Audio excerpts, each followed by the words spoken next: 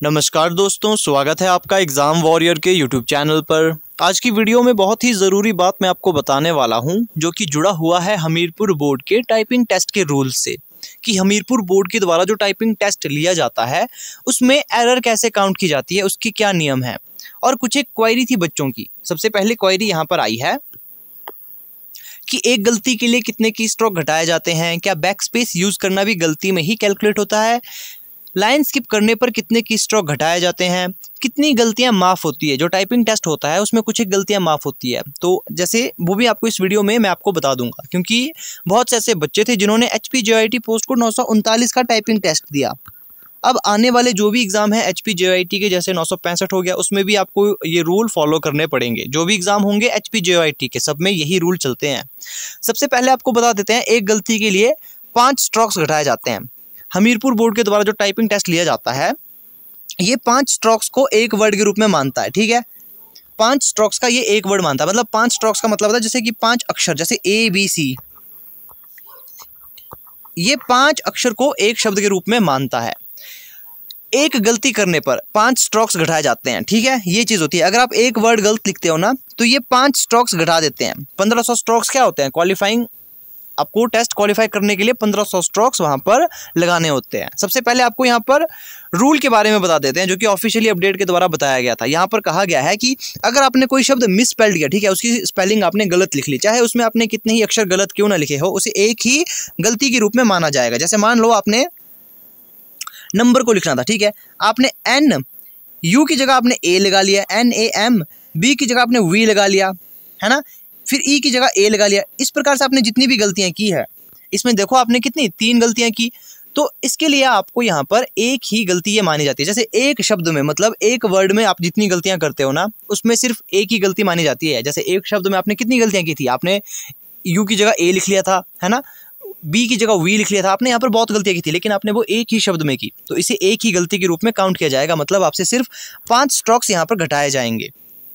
दूसरी बात कही गई है कि अगर आप कहीं पर गलती से कैपिटल शब्द का इस्तेमाल कर लेते हो, ठीक है, एक शब्द में आप जितनी मर्जी बार कैपिटल यूज कर लो, लेकिन वो एक ही गलती के रूप में माना जाएगा। जैसे फॉर एग्जांपल आपने लिखना था 1, है ना, इस प्रकार से आपने 1 लिखना था, लेकिन आपने बाय मिस्टेक क्या लिख लिया, आपने इस प्रकार से 1 लिख लिया, 2 शब्द आपने कैपिटल कर लिए, तो ये भी एक ही गलती के रूप में माना जाता है। अब बात करते हैं 2 words join together due to missing space. अगर देखो आप स्पेस देना भूल जाते हो, जैसे फॉर एग्जांपल शैल बी, आपने लिख दिया शैल बी, टाइप आपने वहां पर किया शैल बी, आपने स्पेस नहीं दिया, तो हालांकि ये तो 2 वर्ड थे, लेकिन आपने बीच में स्पेस नहीं दिया, तो इसकी भी एक ही गलती मानी जाती है। दूसरी सबसे जो चौथी गलती है वो सबसे इंपॉर्टेंट है, लाइन स्किप की। अगर आप लाइन स्किप कर लेते हो तो उसमें गलतियां कैसे कैलकुलेट की जाती है। यहाँ देखिए, अगर आप यहाँ पर लाइन स्किप कर लेते हो तो पर स्किप्ड वर्ड के लिए आपको 5 स्ट्रोक्स यहाँ पर माइनस किए जाते हैं, पर स्किप्ड वर्ड। अब देखो फॉर एग्जांपल यहाँ समझा देता हूँ आपको। जैसे मान लो आपने क्या किया, जैसे मान लो आपने ये वाली लाइन आपने क्या की, आप ये वाली लाइन स्किप कर देते हो, ठीक है, ये वाली लाइन आपने स्किप कर ली।